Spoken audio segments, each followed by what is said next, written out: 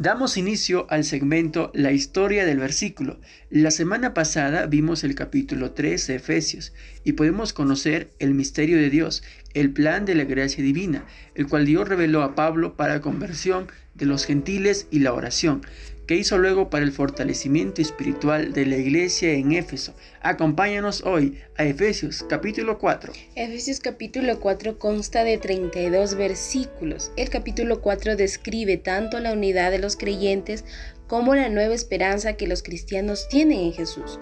La primera parte del capítulo comienza con la mención de Pablo de su encarcelamiento y la importancia de que los cristianos permanezcan unidos, desde el versículo 1 al 16.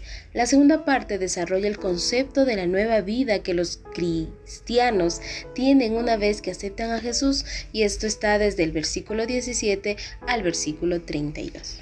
Queridos hermanos, hoy el tema de hoy es viviendo para la gloria de Dios. El apóstol Pablo exhorta a los creyentes a vivir de una manera que refleje la gloria de Dios. Se enfoca en la unidad del cuerpo de Cristo y destaca la importancia de caminar en la humildad, en la paciencia y el amor. Pablo insta a mantener sobre todo la unidad del espíritu, destacando la diversidad de dones espirituales para la edificación mutua. La meta principal es alcanzar la madurez espiritual, siendo conformes a la imagen de Cristo y contribuyendo al crecimiento del cuerpo de los creyentes. En esta sección se nos recuerda que nuestra conducta diaria debe ser un testimonio vivo que glorifique a Dios. Veamos cómo lograrlo. Y lo vamos a lograr a través de 3 pasos, y comenzamos con el primer paso y comienza en el versículo 1, un llamado para la unidad en el pueblo de Dios. Efesios capítulo 4 versículo 1 dice: Yo pues, preso en el Señor, os ruego que andéis como es digno de la vocación con que fuisteis llamados. Cuando entendemos cuánto hizo Dios por nosotros, naturalmente queremos servirlo y obedecerlo por gratitud. El entender quiénes somos es el fundamento de andar con dignidad. Cada creyente es el primogénito de Dios, más digno que todos los reyes de la tierra. Como lo menciona en Salmos 89:27, y que nos da a conocer, Él debe conducirse en concordancia consigo mismo para no manchar su sangre sublime. Entonces, si decimos ser hijos de rey, debemos comportarnos como un rey. Ahora vamos al versículo 2 y 3, que nos dice: con toda humildad y mansedumbre, soportándoos con paciencia los unos a los otros en amor, solícitos en guardar la unidad del espíritu en el vínculo de la paz. ¿Qué significa? Un digno andar delante de Dios estará marcado por la humildad y la mansedumbre, no con un deseo insistente de defender nuestros propios derechos, nuestros propios placeres. También nos dice soportándonos con paciencia los unos a los otros. Bueno, necesitamos esto para que los males inevitables que ocurren entre las personas de la familia de Dios no obren en contra del propósito de Dios de unir todas las cosas en Jesús. Y termina diciendo estos versículos: solícitos en guardar la unidad del espíritu en el vínculo de la paz. Esta actitud debe ser humilde y compasiva hacia su prójimo, debe cumplir el rol de la unidad del espíritu, y debemos nosotros esforzarnos por mantener esta unidad. ¿Estamos confiados en esta unidad que se encuentra en Cristo Jesús por el Espíritu de Dios? Esto es lo que debemos de buscar. Debemos vivir cerca de Cristo, ya que esta es la mejor forma de promover la unidad. Las divisiones en las iglesias empiezan por aquellos que no están llenos del amor hacia el Salvador. Muy bien, entonces hay que entender que si queremos glorificar a Dios, primero tenemos que fomentar la unidad. En Efesios 4 al 6 nos dice: un cuerpo y un espíritu, como fuisteis también llamados en una misma esperanza de vuestra vocación. Un Señor, una fe, un bautismo, un Dios y Padre de todos, el cual es sobre todos y por todos y en todos. Hermanos, tenemos unidad debido a lo que compartimos en común, es decir, en Jesús compartimos un cuerpo, un espíritu, una esperanza de nuestra vocación, un Señor, una fe, un bautismo y un Padre. Cada una de estas áreas en común son más grandes que nuestras diferencias, deberían ser más grandes que nuestras diferencias. Estamos viendo este tema muy importante, viviendo para la gloria de Dios, y en su punto número 1, un llamado para la unidad en el pueblo de Dios. Ahora vamos a ver el punto número 2, que nos dice que por medio de los dones espirituales del liderazgo en la iglesia, Dios obra para la unidad. Hermanos, Dios obra para que haya unidad dando dones espirituales a la iglesia.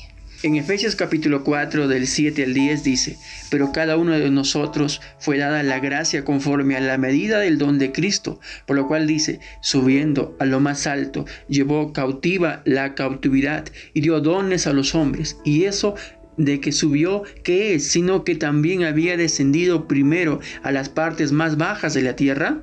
El que descendió es el mismo que también subió por encima de todos los cielos para llenarlo todo. A todos se nos ha dado gracia conforme a la medida del don de Jesús. Esta es la base para la distribución de dones espirituales por parte de Dios a su iglesia, la gracia y la dádiva inmerecida, y que todo es gratis de parte de Dios. Nadie merece o se ha ganado los dones espirituales, todo lo da el Señor. Y esta dádiva ocurrió cuando Jesús subió al cielo. Esto es la evidencia de su triunfo en contra de cualquier enemigo, llevando cautiva la cautividad. ¿Y eso de que subió, qué es? Con esto Pablo demuestra cómo las palabras de subiendo en Salmo 68:18 tiene una referencia a la resurrección de Jesús, hablando primeramente de su subida de las partes más bajas de la tierra y posteriormente de su subida por encima de todos los cielos cuando Él ascendió. Subiste a lo alto, cautivaste la cautividad, tomaste dones y lo diste a los hombres, incluso a los rebeldes, para habitar entre ellos, oh Jehová Elohim. Seguimos abriendo la Biblia y examinando Efesios capítulo 4, versículo 11 y 12. Y él mismo constituyó a unos apóstoles, a otros profetas, a otros evangelistas, a otros pastores y maestros, a fin de perfeccionar a los santos para la obra del ministerio, para la edificación del cuerpo de Cristo. Esto significa que Jesús estableció estos cargos. Estos son obra y son designados por Jesús, no por los hombres. Apóstoles son embajadores especiales de la obra de Dios. Profeta se refiere a aquellos designados por Dios para hablar en su nombre. Los evangelistas son aquellos a quienes Dios les dio el don específico de predicar las buenas nuevas de salvación de Cristo Jesús. Pastores y maestros. La antigua palabra griega describe claramente un cargo con dos títulos descriptivos, quienes pastoreaban el rebaño de Dios a través de enseñar la palabra de Dios. El enseñar es una parte esencial del ministerio pastoral. Entonces, el propósito de estos dones de liderazgo es para que los santos, o sea, el pueblo de Dios, puedan ser perfeccionados para la obra del ministerio, es decir, en su servicio, para que el cuerpo de Cristo pueda ser edificado, es decir, expandido y fortalecido. Por lo tanto, los líderes en la iglesia tienen la responsabilidad primordial de equipar a las personas para que sirvan y para que dirijan su servicio mientras Dios dirige. Ahora vamos con los siguientes versículos aún en este punto, que Dios usa los dones para fomentar la unidad. Efesios capítulo 4, 13 al 16 dice lo siguiente: hasta que todos lleguemos a la unidad de la fe y del conocimiento del Hijo de Dios, a un varón perfecto, a la medida de la estatura de la plenitud de Cristo, para que ya no seamos niños fluctuantes, llevados por doquiera de todo viento de doctrina, por estratagema de hombres para engañar, emplean con astucia las artimañas del error, sino que siguiendo la verdad en amor, crezcamos en todo en aquel que es la cabeza, esto es Cristo, de quien todo el cuerpo, bien concertado, unido entre sí por todas las coyunturas que se ayudan mutuamente según la actividad propia de cada miembro, recibe su crecimiento para ir edificándose en amor.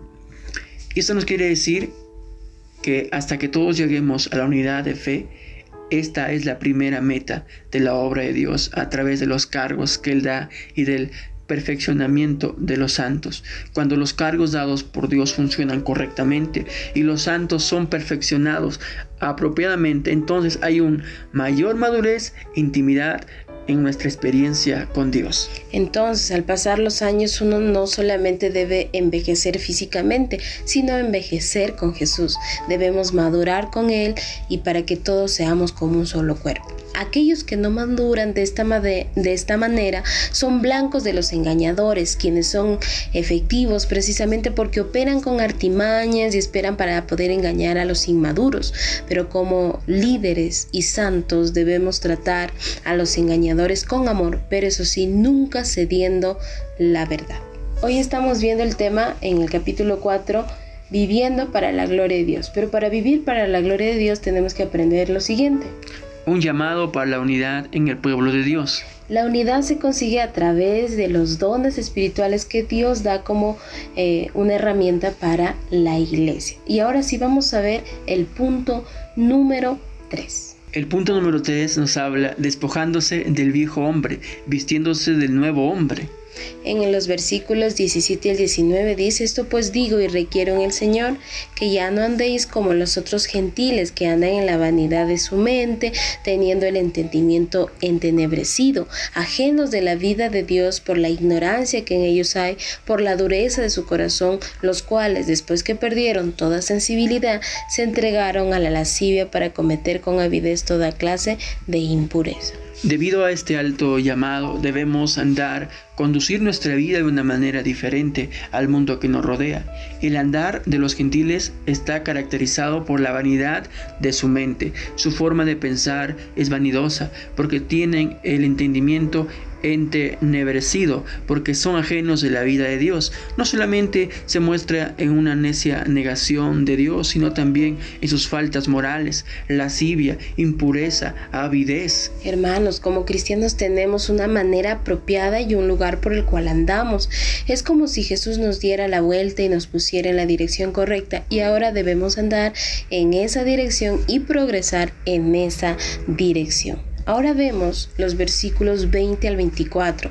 Mas vosotros no habéis aprendido así a Cristo, si en verdad le habéis oído y habéis sido por él enseñados conforme a la verdad que está en Jesús. En cuanto a la pasada manera de vivir, despojaos del viejo hombre que está viciado conforme a los deseos engañosos, y renovaos en el espíritu de vuestra mente, y vestidos del nuevo hombre, creado según Dios en la justicia y santidad de la verdad.